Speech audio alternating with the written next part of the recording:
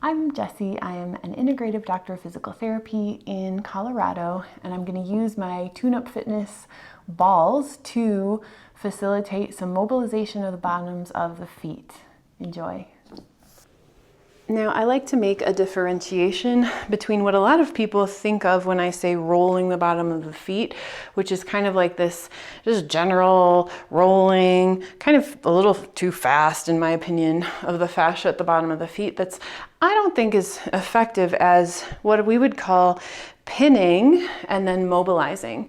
So let's take the affected foot forward and let's go as far back toward the heel where you still can have the heel on the floor. Now I have a lot of ankle mobility here. You might not look quite like this, but you're basically, the goal is to roll the ball back as far as you can where your heel is still on the floor.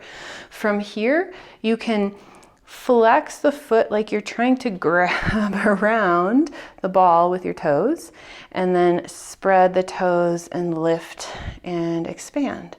And curl down and around and spread and lift and expand. Then roll incrementally back one segment, we'll call it, and same thing, heel is planted on the floor and you're rolling the toes forward and down and lifting the toes up and away, and repeating that 5 to 8, maybe even 10 times. And then we'll go segmentally forward once more or twice more, just depends on the size of ball you're using and the size of your foot.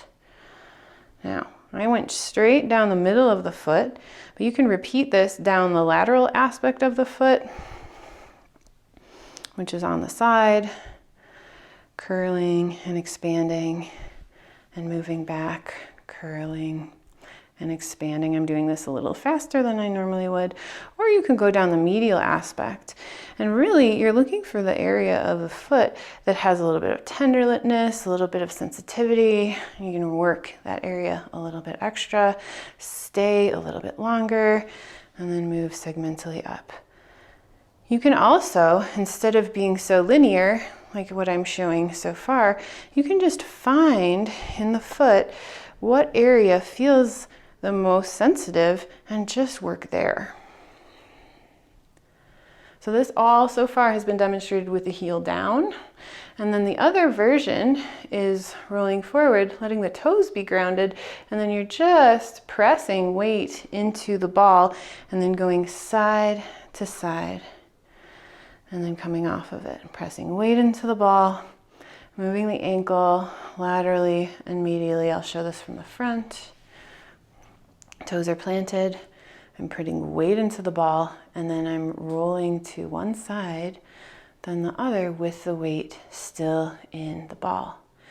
And then from there, we can roll back a segment and same thing, press down. Even just pressing and holding is a nice release. Fascia likes to have a little bit of slowness, a little bit of finesse, a little bit of hanging out in an area of tension, and then eventually lets go. If you just roll really quickly, it might feel good and that's fine, but you're not going to get as effective of a fascial stretch than if you pin and hold and allow the fascia to melt underneath your tissues, underneath the ball. And so those are my favorite ways to roll the feet. And as I said, different size ball might have a different effect. If it's a smaller ball, it's going to be more pinpointy for you. So you might explore different sizes.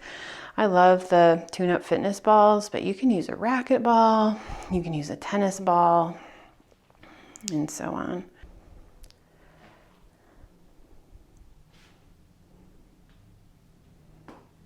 And so have fun with your rolling.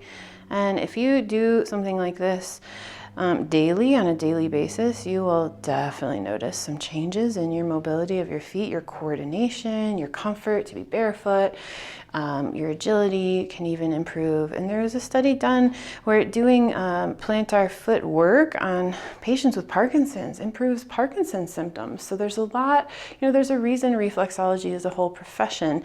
So really working the feet is going to benefit you in probably more ways than you even realize. So happy rolling.